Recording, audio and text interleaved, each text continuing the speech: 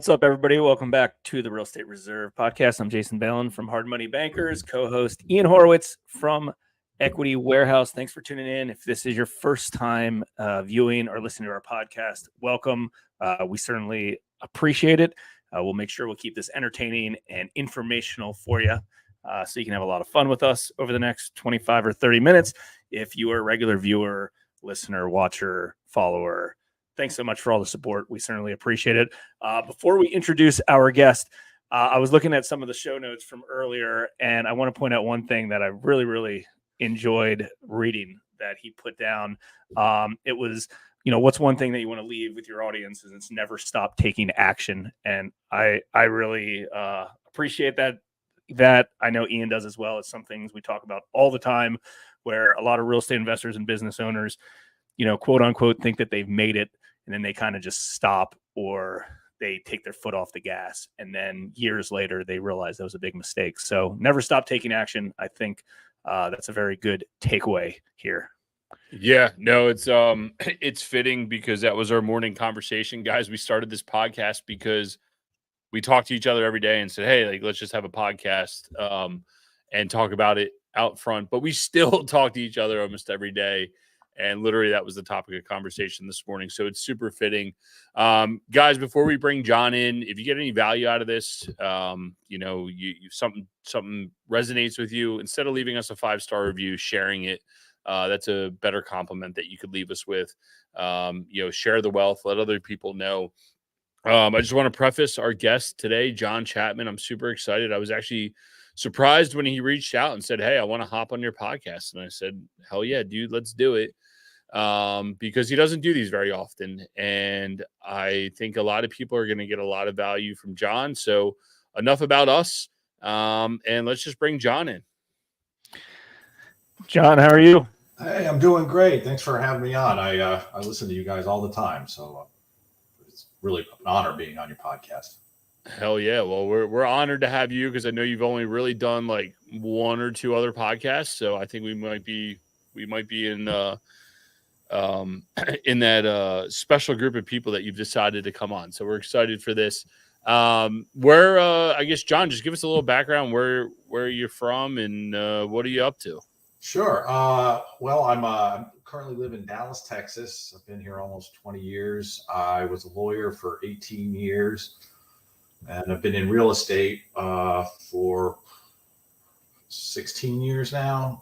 Started with single family like everybody, and then transitioned, did some intermediate stuff like spec homes, land flips, that kind of stuff. And then ultimately ended up in the self-storage space and have been very blessed and fortunate in that area. And it allowed me to quit my job a couple of years ago.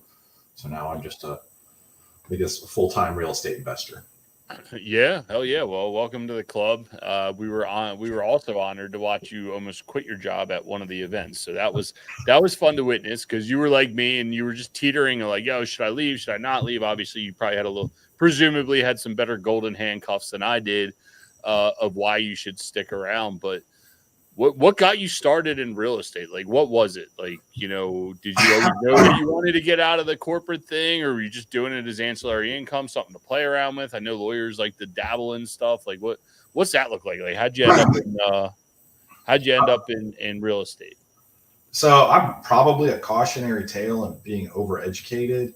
I did very well in high school, valedictorian, graduated college 4.0 in 2 years, and then was, first in my class at Vanderbilt. So I was really always very good at school, but I never really thought about what I actually wanted to do with my life. I just kept going in school, and being good at school doesn't mean you're going to be successful. It doesn't mean you're smart. It just means you're good at taking tests. So really, that's really what it is. I can fill out a test very well. I just kept going. You keep getting the pellets from good grades and accolades and that, but eventually you actually have to go out in the world and make a living. And within, I don't even know, it was probably the first week, I realized like, oh my God, I hate being a lawyer. And so it was not for me. I mean, I was more entrepreneurial, always been that way. So why I kept going down this road, I can't tell you. I tried to make it work. I hated going to the office. I hated being, just a slave to a corporate law firm. And it was just I eventually got into real estate because I just hit my pain point where like I've got to do something else because I just can't do this forever. Unfortunately, it took quite a while to get out of law. That was maybe 3 or 4 years in, and I did it for another 14 years after.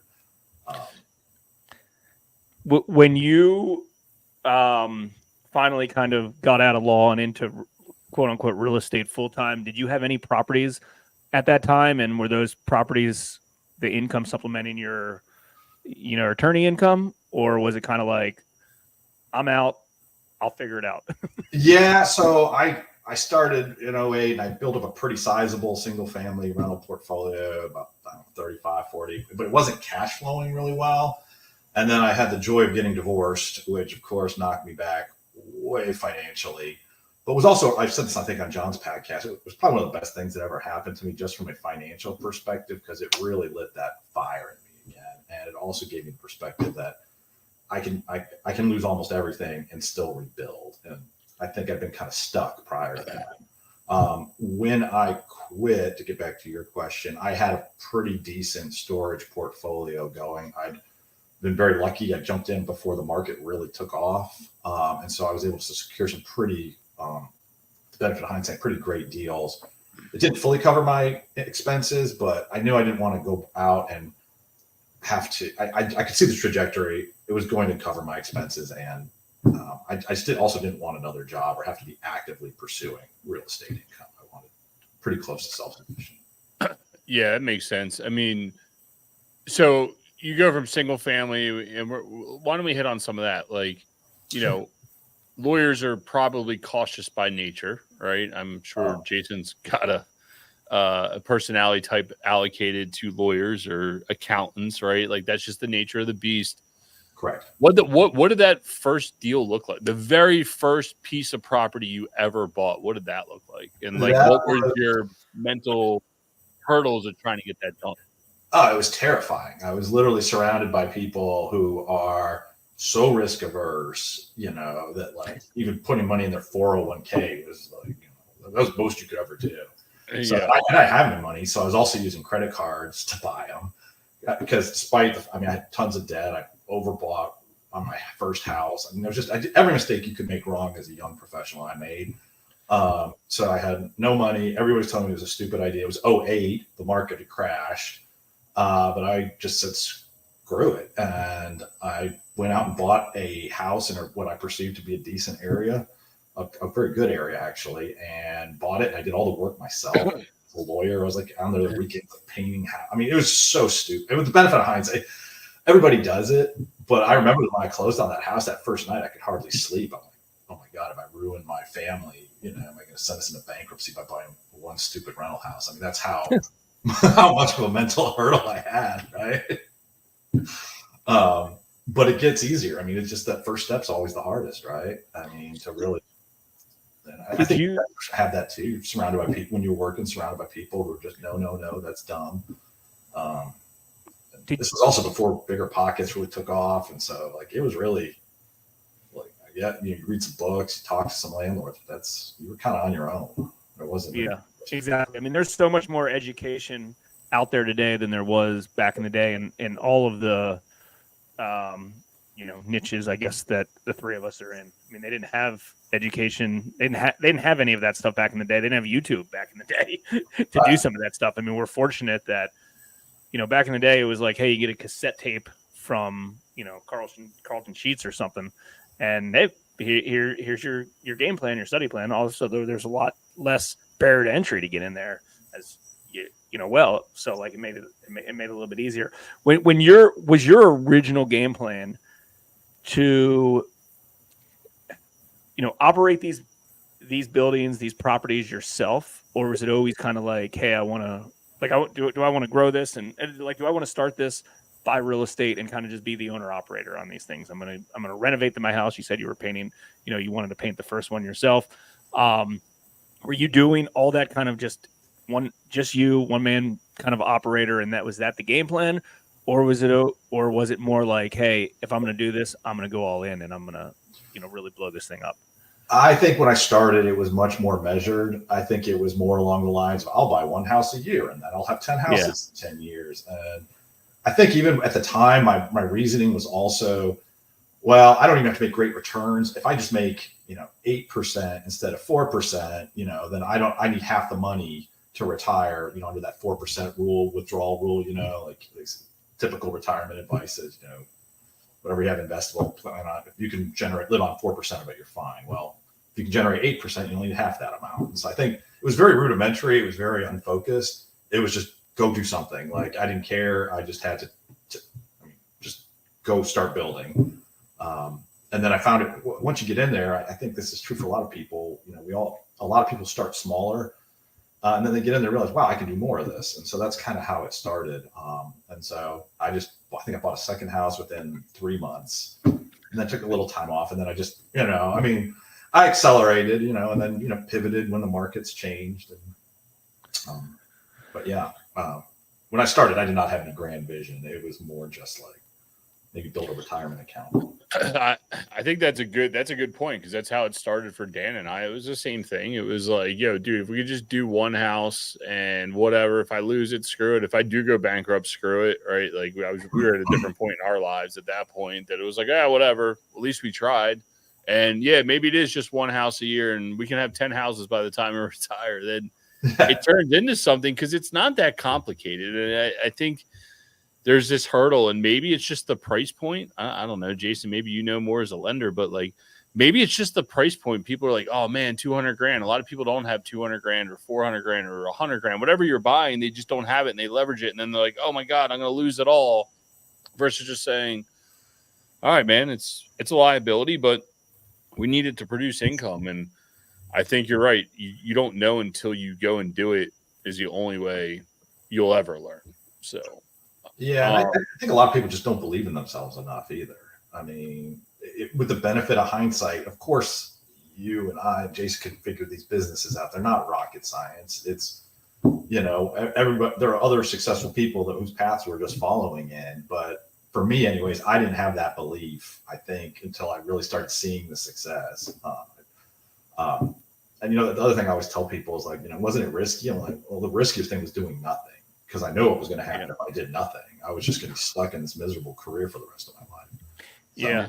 And obviously easier said than done. I mean, because it is, here's the thing, like the more risk you take, the more potential reward you can potentially have. I mean, Ian and I are both finished reading, this book. What's the name of that book again? Even on Skyscraper. Billionaire Row. Billionaires Row, related to all the New York City high-rise sky rises. And it's like, I look at that and I'm like, God, those motherfuckers are risky as hell. They're building, billions and billions of dollars stuff. They might look at it as like, hey, like there's more risk in a $200,000 single family house than doing this, because I might not have personal guarantees. I might have not this. So like risk is very, I think relative. And I mean, I've personally attested that like I've never taken big enough risks, and that's why I've never actually hit huge home runs in business. Inside our business, we hit singles every day. Single. Every once in a while, a double. See, but I like that. Risk averse. And then that's, looking back when you've been, year one, though, you're not creating a lot of wealth very, very quickly, right? Like you got to go back, hey, we started this business 16 years ago. And before that, we owned real estate before that. So like that, it took a lot of time to do that. So it depends on who you are, right? And I think a lot of people get into real estate investing, if it's like, hey, I want to make more money, cool, I'll go flip a house. I mean, I guess there's different paths. Some people already have good incomes and they just want to replace their income, so they start buying rental property. So I guess it really depends. But I think that term risk, what you said, is very, very powerful. And, another real quick story. I remember when my business partner, Chris, and I started this business, his mom mentioned to us, he's like, whoa, you guys are starting a business that's really, really risky. That was like her take. And the comment, was, well, I think it's actually a little bit more risky for you because you have one employer, one W-2 job, one income coming in. What happens if all of a sudden they wake up on the wrong side of the bed or something happens and you're out and you have no control over that? At least kind of in our business, we control our own destiny of what's going to happen. Yeah, that myth of the W-2 being safe, that's just one of the biggest scams I think has been perpetrated on everybody. it's crazy. I mean, it's crazy to me. You see it even when financing. The banks love W-2 income over real estate income. No doubt. Traditional banks. So it's crazy, but no doubt. And yeah, no, and that's the craziest thing. And like, here's the thing: like, if you're listening to this podcast, let's say you have whatever a 619 credit score instead of a 620, or a 689 instead of a 690, whatever it is, and you want to go get a bank loan. And let's say you bought a property for $1 million and it's free and clear. Like, you might not be able to get a loan on that property for $100,000, no matter what, because it's credit driven, and or maybe you don't have the financials to support the debt on the property, whatever it is. Like, it's ludicrous, some of those things. It's very, everything's very credit driven, and like you just said, like, banks like W-2 income. They don't like self-employed income, especially people like if Ian was going to go buy a house right now, it would be tough because he shows zero income, even though he has a substantial amount of real income that actually does come in, and net worth. They do not care. We were just talking about that one the other day too. They do not care. It really is sad, but that's another conversation. You know what the next venture should be? We should just make a bank for real estate investors. There you go. We're gonna have to do all this, but that's another story, another beer, another time.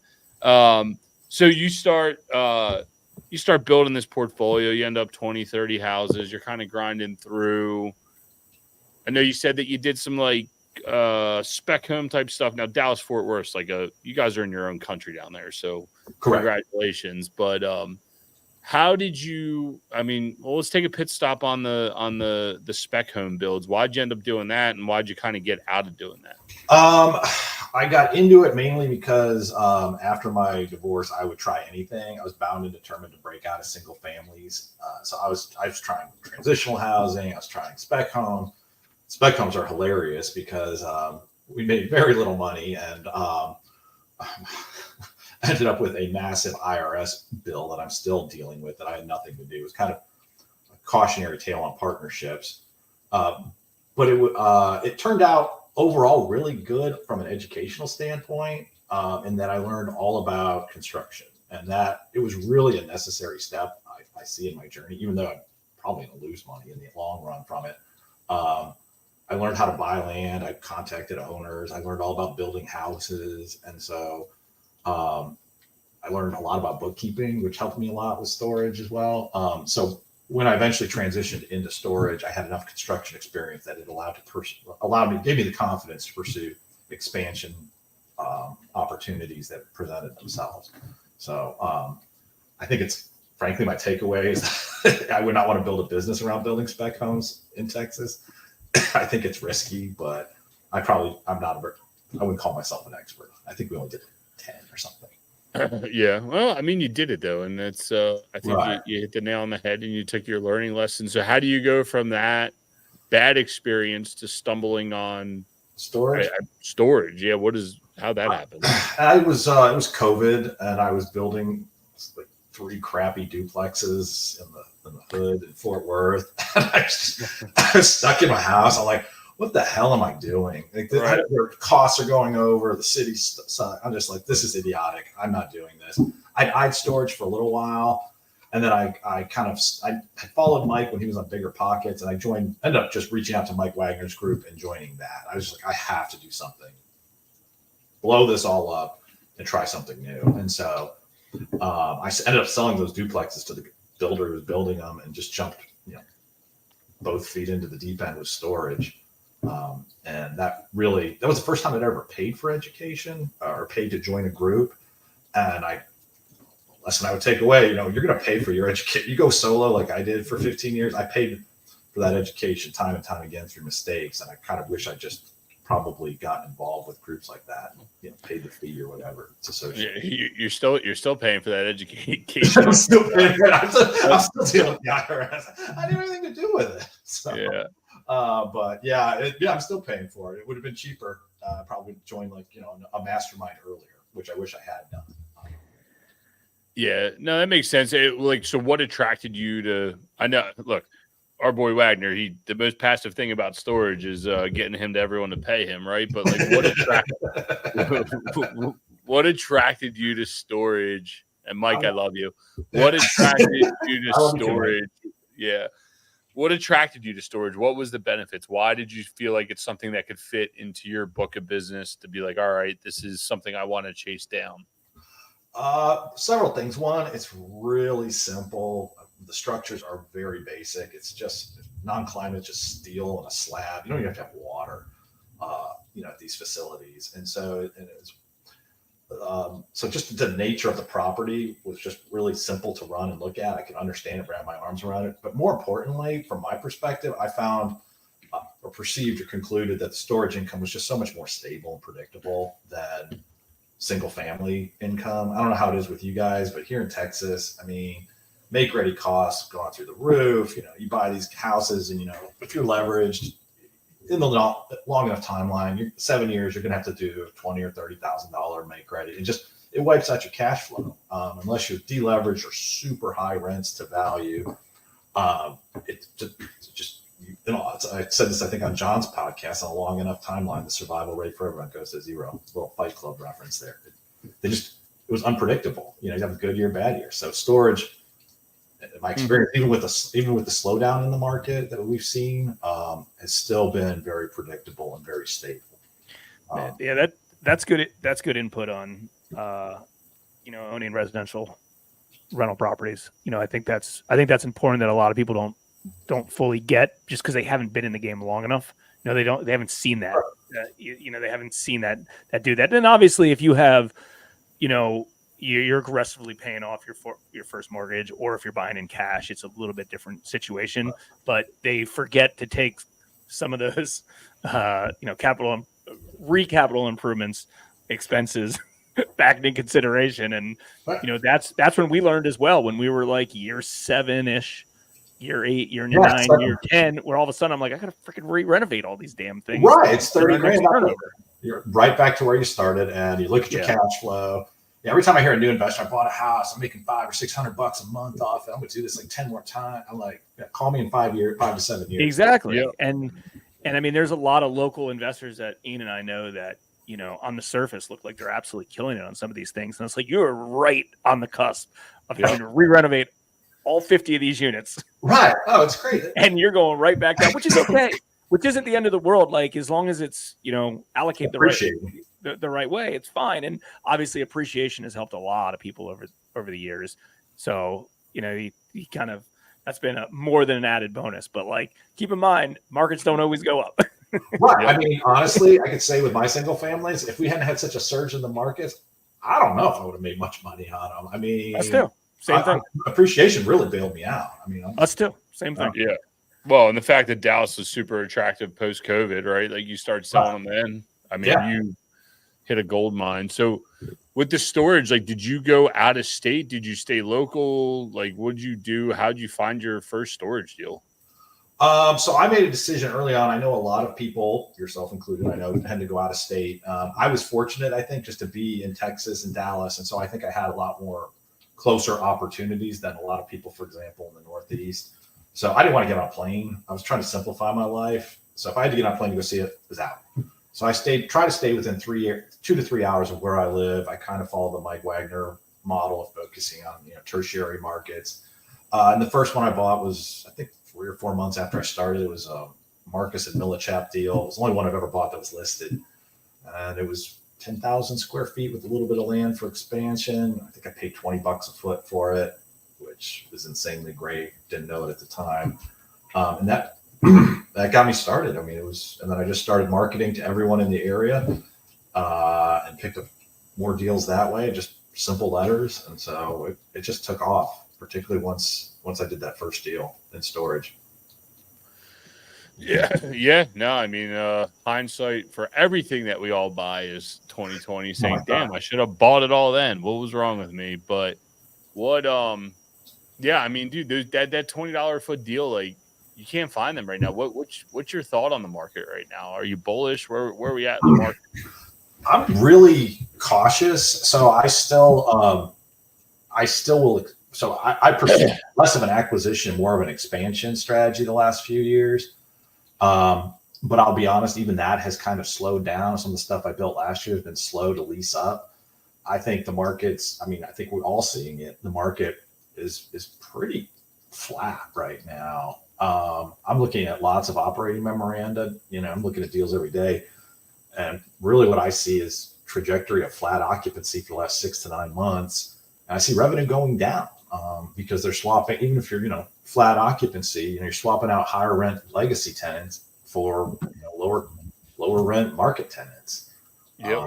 And so those numbers you're looking at now, even if you sell it at a 7 cap or an 8 cap, you can't count that it's going to carry forward 6 months from now or a year from now. Yep. If you had a recommendation for a new real estate investor that wanted to get into self-storage right now, would you encourage them to buy stuff? And keep in mind, they don't have the history that you have, or the experience that you have, or the know-how that you have, but they're ambitious.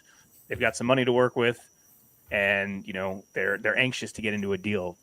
Do you think they should spend and devote time and energy to try to get into this space at this moment?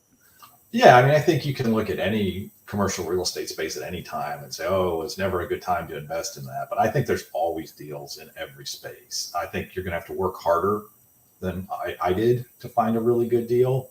But you got to remember, at the time, no one thought these were good deals. When we did, it's all benefit of hindsight. So I think they should. My advice would be, yeah, absolutely go for it.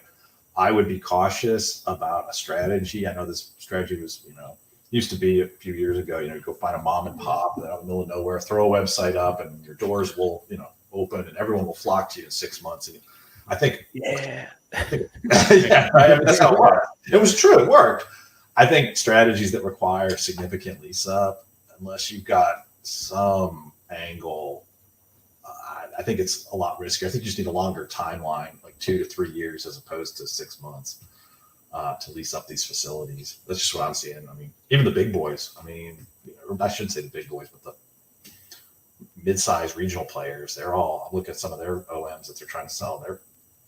They're just flat. There's like nothing I'm going to do that they can't do that haven't already done. So yeah, they're just trying to sell to the next level of sophistication. Someone that's got patient capital, needs to market. And we've been having conversations with Rosendale and Lindsay. We're going to have them here on in a few weeks. So just, what's the market look like? Where is it going? Is it a good time to sell? Because there is pent-up demand. There is a lot of stuff. I mean, we just did our mastermind in Dallas, and when I look out the window of that hotel we were in, all you saw was construction. So there's still stuff going on despite what's happening in the marketplaces. So I'm interested to see what happens. What is your, going forward, we've talked about this at length at some of our masterminds, is, you've created a really good life for yourself. What's your future hold?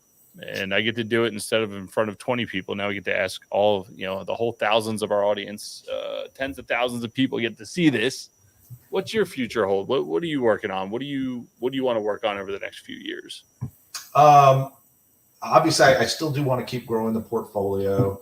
I think I'm about ready to, I really need to branch into a new market just to create some new opportunities, but I'm willing to be patient.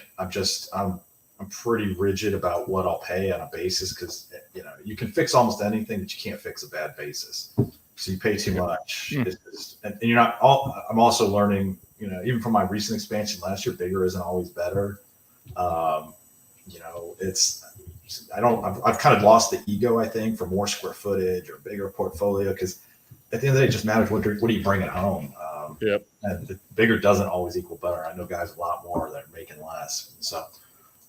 That's that. And then I really, on a personal level, I'm just really trying to get used to my kind of quasi-retirement, kind of really focusing a lot on relationships. I'm doing a lot of travel this year to try to connect with my kids and see new places. And real estate's allowed me to do that. I mean, the storage thing I can run anywhere. So I'm going to Europe for about a month with my kids, in May. Nice. Yeah, I'm going on for 10 days to Croatia. But you can do all that if you systematize everything like storage and get it all set up. Yeah. And I think that's a key point that kind of came up from our last mastermind. There was a lot of discussion about buying businesses, and actually Christian Mercado, who we've had on, I think he said it best. He's like, storage is just an entry-level business that you can systematize a little bit better than single-family real estate. And I thought that's really interesting to look at, of treat the property as it's an operating business with a piece of real estate underlying that we're ultimately underwriting. And I think if you view that and view it truly as a business and get in the marketing mindset and the operational mindset, you can scale and build yourself out of the company, and you can go to Croatia or wherever you want to go in this world, or maybe you just want to sit at home and drink, whatever it is. It doesn't matter. I do that you too. get to do it on your own term and on your own time, right? Yeah, absolutely. And I think you hit a point right there that I probably, just a moment of humility, when I quit my law job, kind of started treating it less like a business because it was just going so well on its own. But with the recent shift in the market, the last 6 to 9 months, I mean, I'm paying attention to it more and putting more effort into it and treating it like the business that it really is. You're getting the Wall Street Journal out every morning. Yeah, there you go. Yeah. Back in the war room. I get it. Putting a suit on to go downstairs. Yeah, exactly. No, but it is true that as markets shift, it gets dicey. And, Jason talks about it in his business. When things changed a little bit, he got back out on the front lines and started underwriting, originating deals just to be in real time. And I think you just underwriting deals in real time, even though you might not buy, is a competitive advantage of go and being ready for market shifts. I think that's really smart. So, yeah. And like we started the show off of what you put in the show notes, never stop taking action, no matter what. Even if, here's the thing. There's what I've learned for most real estate investors is they'll market for new deals, and then they get busy and they have deals and they forget marketing, and then you got to freaking start from scratch again. Why not just keep it consistent? Every day, take action. Every day, market. Every day, raise capital. Every day, do it all, and then you don't have any major stress when the time comes where it's like, oh shit, I'm closing a deal in 30 days and I haven't reached out to any of my capital investors in a year. Now I got to recreate those relationships and go through everything. It makes zero sense to me. Just keep doing it. Just keep that foot on the pedal regularly. Yeah, and that's easy. It's easy to do it consistently. It's hard to have to go all in and start over. You know what I mean? You already have a business. You already have an infrastructure in place. You just keep progressing. Oh, I agree. It's easy to do, and it's easy not to do, though, too. So that's the problem. Yep, 100%. It's like school. I'm sure you had some of your work done on time, and the other stuff was so easy. Yeah, screw it. I'll just get it done real quick and wait till the last second. That's the problem when you're excelling at something. It's easy to lay it down and say, "Oh, time out. Give me a second," and then you realize you're behind the 8 ball. John, what's one book or podcast we like to ask all of our guests? What's one book or podcast that you enjoy to listen to or read, or you think everybody should go out and check out? Okay, well, obviously I'm going to say this podcast because I literally only listen to 2 podcasts. It's your podcast, and then I'm really enjoying John Farling's Do More podcast. I listen to that every week. I've been getting a lot out of that. Nice. So. All right, there you go. We legitimately made the list, and I know that's true. I told you that several times.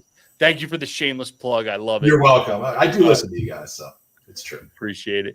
John, where's the best place people can find you on the internet? They want to reach out. Maybe they have a similar story. They want to, get some encouragement to get over the hump. Where can they find you on the internet? Sure. Anyone can reach out to me at any time. I love talking this stuff. Just email me. I don't have Instagram. I think I have a Facebook account, but I don't even know how to access it. My email address is John K. Chapman, all one word, at hotmail.com. Yeah, it's a Hotmail account. But yeah, just hit me up with an email. You can put it in the show notes or whatever. And I do respond. I'm happy to share whatever I can. Yeah, man, we appreciate that. Like I said, guys, he's an undercover serial entrepreneur, and that's why we were super excited to have him on. We appreciate you coming on, and we will catch you guys on the next one. Thanks for tuning in to the Real Estate Reserve podcast. Do us a favor and like, comment, and share our broadcast. It helps the algorithm and helps us spread the word too. Till next time, thank you for tuning in.